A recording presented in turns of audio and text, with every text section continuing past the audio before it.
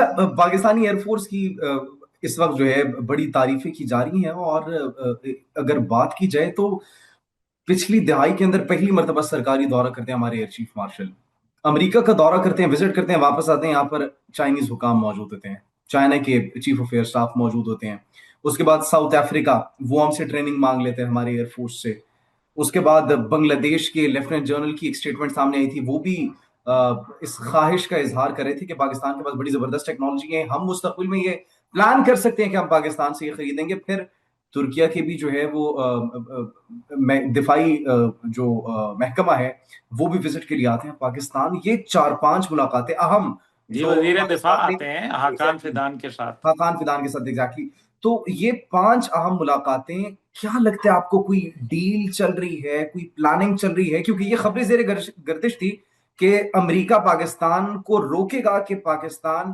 J-35 کی طرف نہ جائے، اور پاکستان کو وہ آفر کر رہا تھا کہ F-16 کی جو 72 بلاک ہے وہ پاکستان کو آفر کرے گا، AIM-120D میزائل جو ہے وہ آفر کرے گا کہ پاکستان اس طرف نہ جائے۔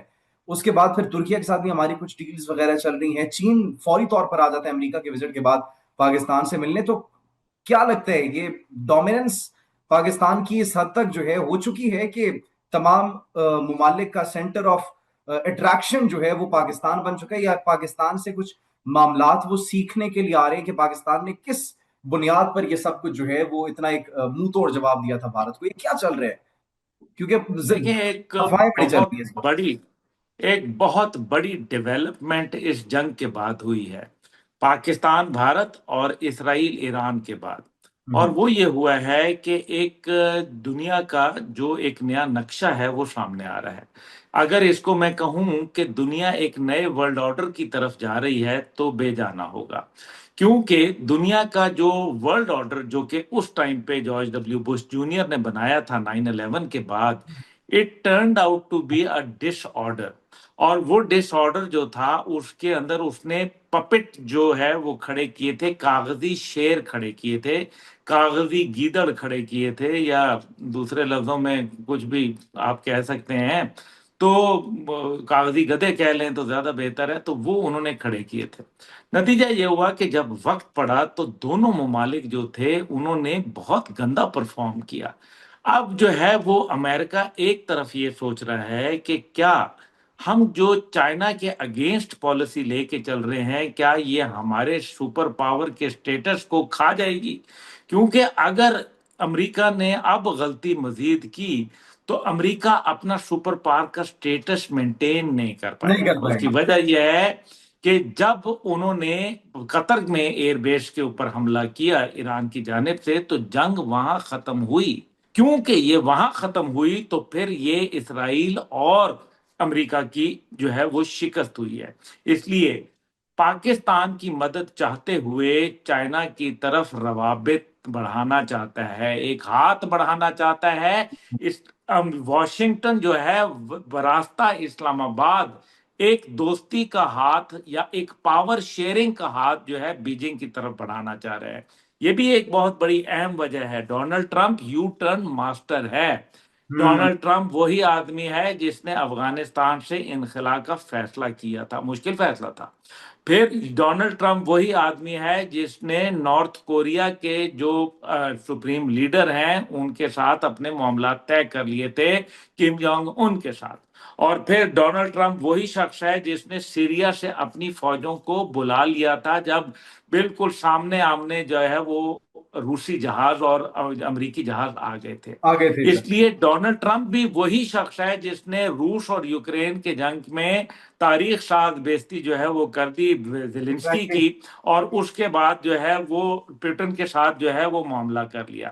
اس لیے کوئی بعید نہیں ہے کہ وہ کہے کہ یار کچھ ہمارا بھی خیال رکھو، جو ہمارے ایریا آف انفلوئنس ہیں ان کے اندر تم مداخلت نہ کرو، اور جو تمہارے ایریا آف انفلوئنس ہے اس کے اندر ہم مداخلت نہیں کریں گے۔ ایسی صورت میں بھارت تنہائی کا شکار ہو جائے گا، اور یہی وجہ ہے کہ بھارت جنگ ہارنے کے بعد جہاں بھی گیا سفارتی سطح کے اوپر اس کو کامیابی نہیں ملی۔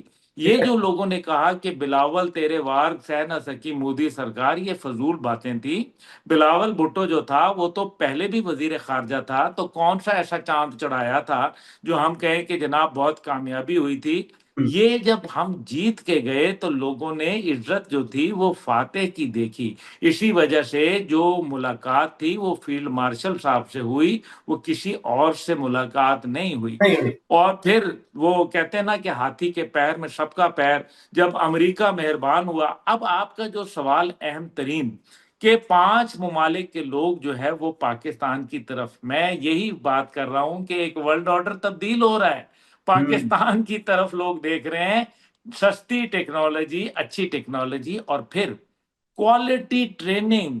एग्जैक्टली। क्वालिटी ट्रेनिंग, अब आप ये देखें, हमारे पास ज्यादा तो कुछ नहीं है, हमारे पास जो कुछ है अगर हमें उसका भरपूर इस्तेमाल आता है तो we are in a better position. Exactly. ज्यादा होने से जो मतलब ये नहीं है कि मैंने एक देग चावल बना दी और पता चला कि इंतहाई निकम्मे, आधे चावल गले हुए थे, आधे जो थे वो थे ही कच्चे और बदमजा बद जायका। मेरे पास थी एक रोटी, मैंने उसको जो है इतना अच्छा बनाया कि वो सारे लोग जो है वो खुश होके उन्होंने खाया और उनको उसका स्वाद आया। ये है असल बात कि पाकिस्तान तो नंबर गेम में, इकोनॉमिकली और आपकी ज्योग्राफिकली, क्योंकि पाकिस्तान का साइज छोटा है, भारत एक बड़ा मुल्क है, लेकिन हमने क्वालिटी जब बना लेते हैं तो फिर उसके बाद quantity does not matter. Exactly sir, बस लास्ट ये दो सवाल हैं। और आखिरी सवाल मैं आपको नहीं बताऊंगा, सरप्राइज रखूंगा क्योंकि वो दिफाई मामला से थोड़ा सा हटके है। ये पाकिस्तान की आपने बात की कि वर्ल्ड ऑर्डर एक तब्दील हो रहा है, पाकिस्तान की इंपॉर्टेंस भी बढ़ रही है। रिसेंटली पाकिस्तान और तुर्किया ने अजरबैजान में एक मुश्तरका बेस बनाने पर जो है वो बात की है, तो वो कितनी इंपॉर्टेंस हो सकती है और इस बेस का क्या मकसद हो सकता है? इस बेस का मतलब यह है कि पाकिस्तान और तुर्की दोनों जो है अपनी सलाहियतों को बढ़ा रहे हैं, और ईस्टर्न यूरोप के तक जो है, क्योंकि बेस बनने का मतलब यह है कि हमारी एक्सेस, और सेंट्रल एशियन रिपब्लिक्स जो हैं वो जाहिर है उसके अंदर बड़ा एक अहम किरदार है। फिर आर्मीनिया जो है, जिसका एक अरसे से तनाज़ा चल रहा था निकोरोनो काराबाख के ऊपर, और इसी तरीके से जो इलाकाई सालमियत थी वो खतरे में थी। अब जो बेस बनेगा तो उससे अफगानिस्तान के ऊपर जो पाकिस्तान का एक अहम, मेरे ख्याल में कि जो क्लाउट है वो भी कायम होगा। इससे जो है, क्योंकि ये वो जगह है जिधर से ईरान भी साथ है, आपको पता है ईरान के भी इस पे अजरबैजान के साथ जो है वो तनाजात थे ऑयल के हवाले से, और वो शायद आज भी मौजूद हैं। लेकिन इन सब से हट के मैं ये समझता हूं कि ऐसा बेस जो है वो फिर वही बात आ रही है कि न्यू वर्ल्ड ऑर्डर आ रहा है, तभी जो है वो चूंटी के भी पर निकल रहे पर हैं। निकल आए तो हैं। ये बहुत अहम बेस होगा। और जाहिर है पाकिस्तान, ये भी याद रखें, अजरबैजान वो मुल्क है जब निकर्नो काराबाग के ऊपर हुआ और वहां जब फतह का जश्न मनाया गया तो बाखुदा पाकिस्तान जिंदाबाद के नारों से वहां सड़कें और माहौल गूंज गया था। वो अच्छा था। पाकिस्तान के झंडों से वहां बाहर आई हुई थी। तो अजरबैजान क्यों पाकिस्तान का इतना करता है? कुछ तो रियाज और न्याज की बातें हैं ना, बस समझा करें, बहुत कुछ है। आपने शिवांगी सिंह पर भी जो है वो उस बात को राजी रखा।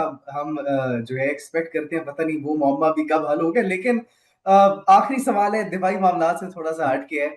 और वो सवाल ये है कि एक ट्वीट किया गया था आपकी जानिब से आपके एक्स प्लेटफॉर्म पर, और वो ये था कि मलिक रियाज जो है उनकी डील हो चुकी है। 190 मिलियन पाउंड रेफरेंस जो केस चल रहा था, जिसकी फिर मुख्तलिफ सोर्सेज की जानिब से, जराए सिक्योरिटी जराए की जानिब से तरदीद भी की गई थी।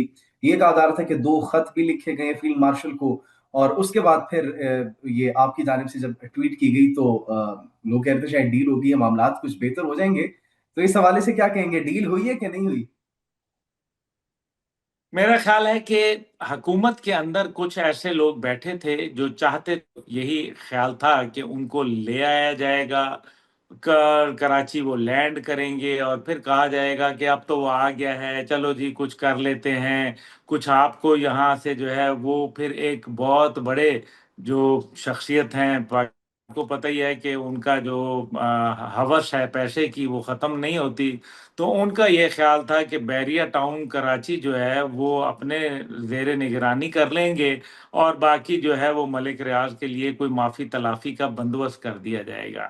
یہ حکومتی سطح کے اوپر ڈیل ہوئی تھی، اور میں اپنی بات پہ قائم ہوں.